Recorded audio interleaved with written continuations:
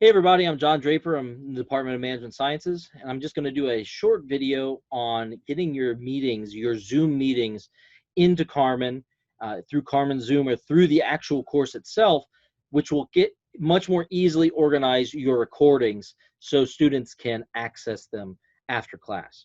So the first thing I'm going to do is I need to get Zoom on the side here. You notice it does say Zoom here, but by default, Zoom is not up here. So the first thing you're going to do is you're going to click on Settings. And on Settings, you'll click on Navigation. And in this, it shows you what things will be visible in Carmen. Zoom, by default, is down here. And down here are the things that are hidden from students. You want to grab the Zoom, just grab by 3 buttons that you can slide things up and down. And you want to slide it up to the top so the students can see it.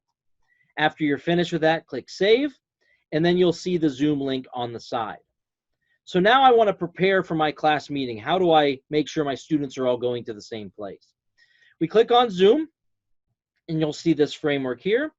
And it says, well, I need to schedule my meeting. So I'll schedule a new meeting, and I'll give it a name. It starts with the default as the name of the class. You can call it whatever you want, maybe like weekly class meeting. So if you meet once a week, you can set it up as to repeat once a week. So you can say, well, when is this going to happen? We'll say the first day is Wednesday at 5, we'll say 5 p.m. It'll be an hour long. This is our time zone. And if it is happening every week, I can click on recurring meeting and say, how often do I want it to happen? So this would occur weekly, every Wednesday, and when does it end?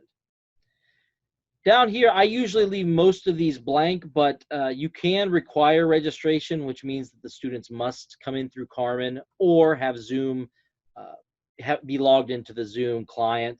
That is up to you. If you're going to be using breakout rooms, I would recommend that you click on required. And you can set these however you want. You can watch those in some other videos that are out there on Zoom protocols.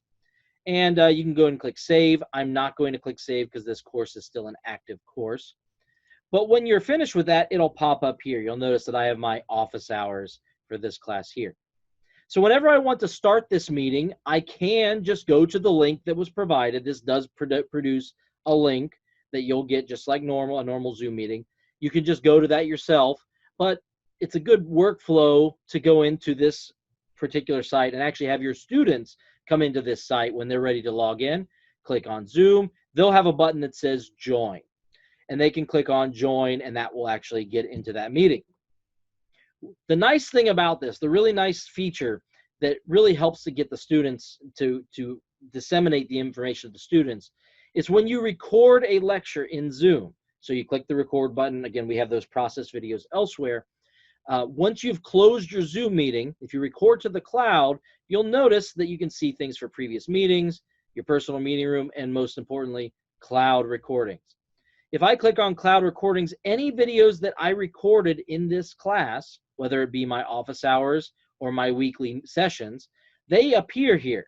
So I can say if a student comes in here and says they had to miss class for some reason, they can come on here if you recorded the meeting, and they can say, well, I missed class, so I want to see this video here, what happened in our in-class session.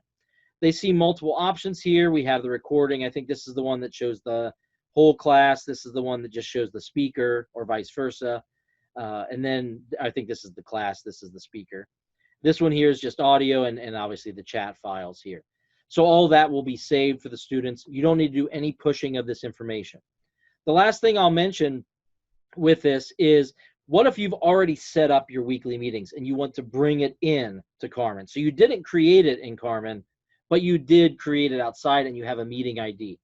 If you want to bring it in here so the students can see it, you go to this 3 dots here, click Import Meeting, and you type in the meeting ID here, and it'll zip that meeting and put it into your Carmen course so the students have easy access.